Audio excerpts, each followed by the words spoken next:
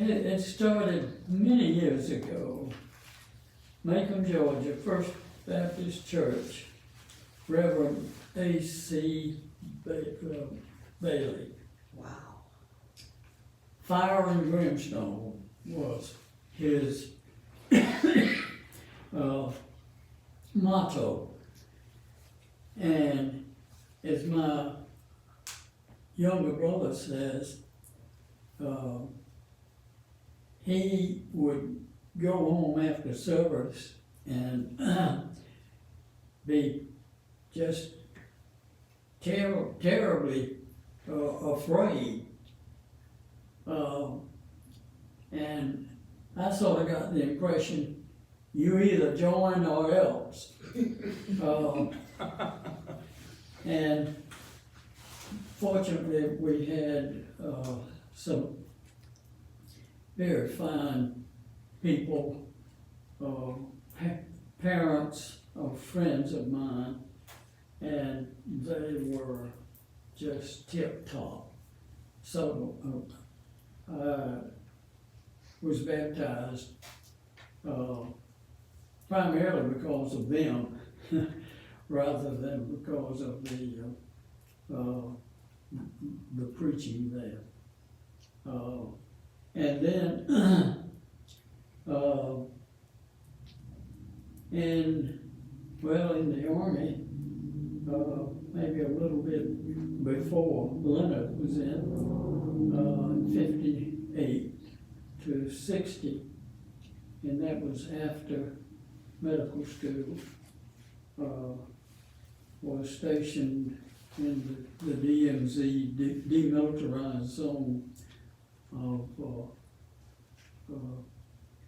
Korea, and fortunately had a fine chaplain, and he organized us into where we had a choir. Went around, we were up north of the Indian River, so we were isolated from civilians and so forth. And this man was just fantastic. And we had a group from the medical section that went around to several of the units, and we had a choir. It really was quite good, and we just all enjoyed our experience. Now, when I came back and got out of the Army, was in another church, in Baptist church for, oh gosh, 20 years, I guess. And my dear wife had been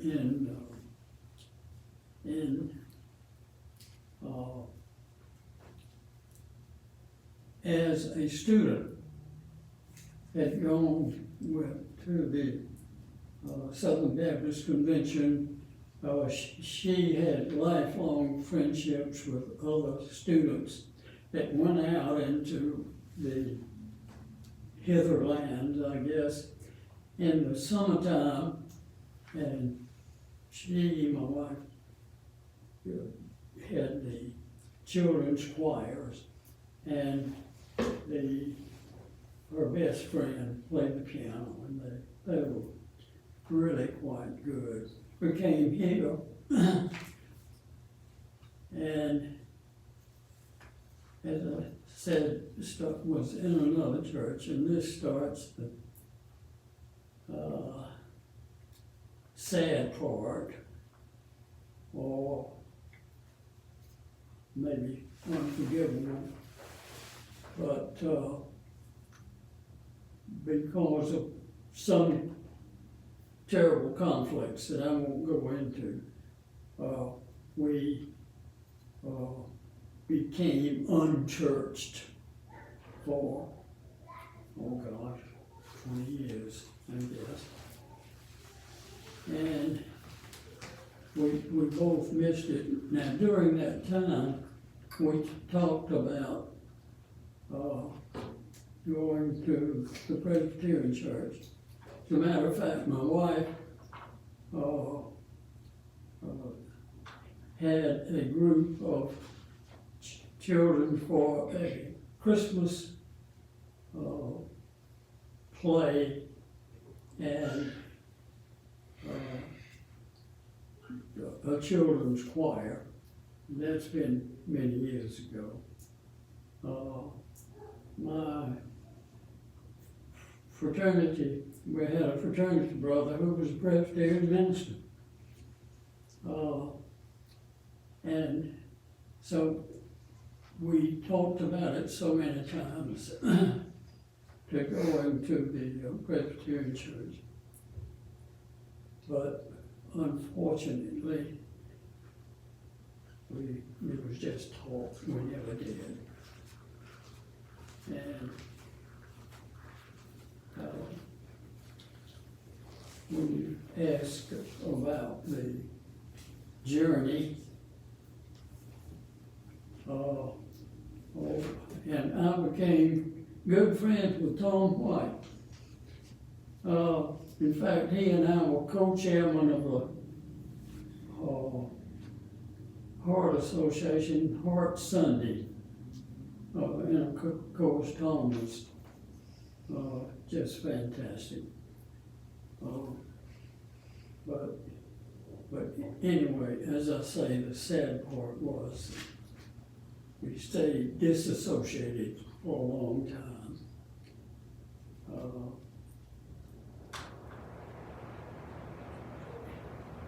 Your next question is? How did you become involved at FPC? At First Presbyterian Church? Well, after my dear wife died,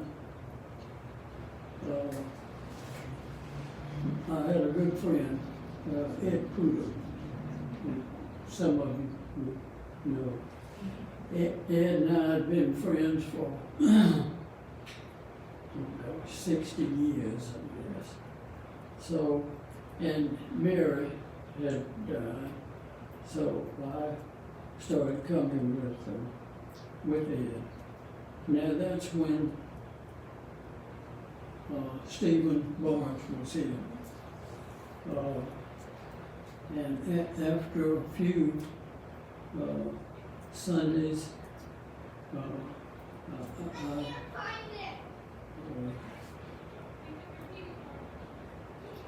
joined, and unfortunately, well, Ed and I would sit in the same pew, and when you'd have the congregational singing, Ed would say, "I didn't hear you." And I would say, "Count your blessings."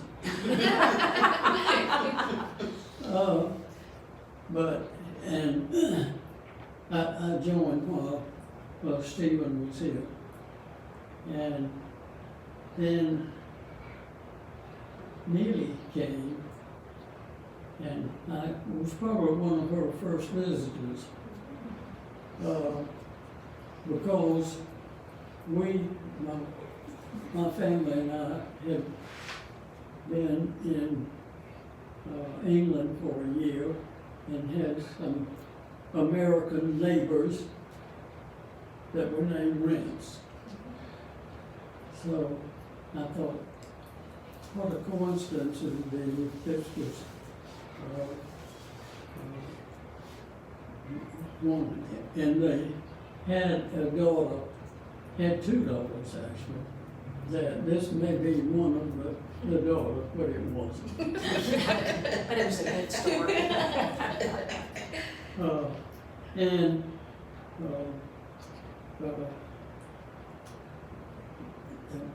that's been 4 years ago. What do you love about our congregation? I think they are as friendly and literally loving group that I've ever run across. And when a new person comes in, they welcome them, and I just love the friendliness, and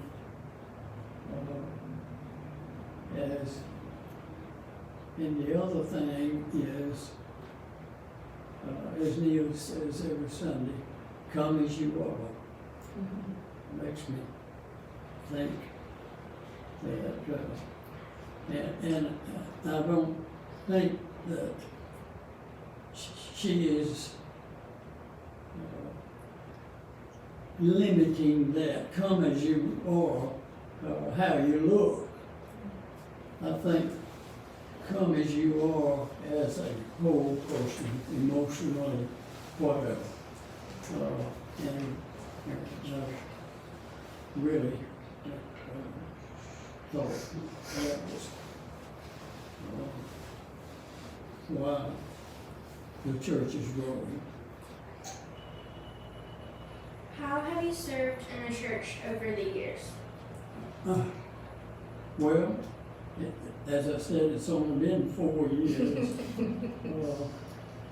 And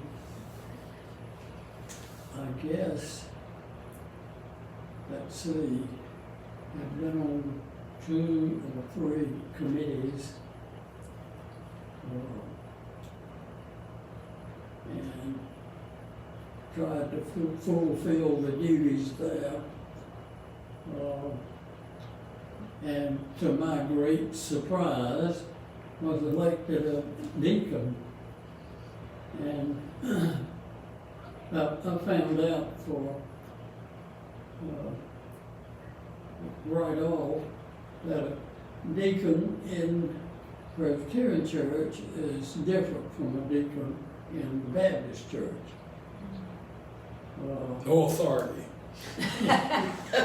Yeah, yeah, and that reminds me of how also had been a deacon in the previous church.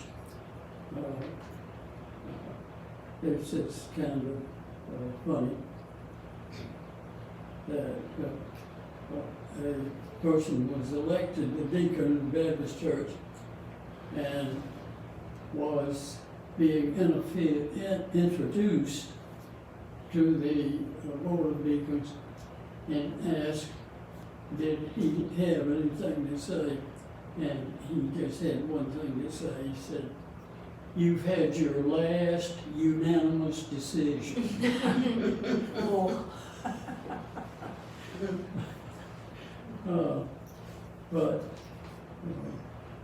and the Sunday school class,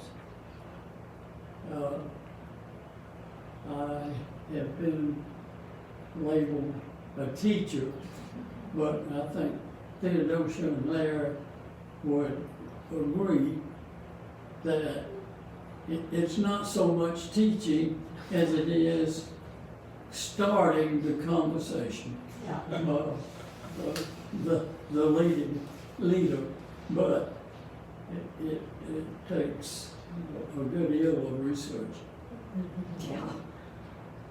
But and I look forward to doing that unless my senility gets the best of me. Last question. What advice would you give a person new to faith or church?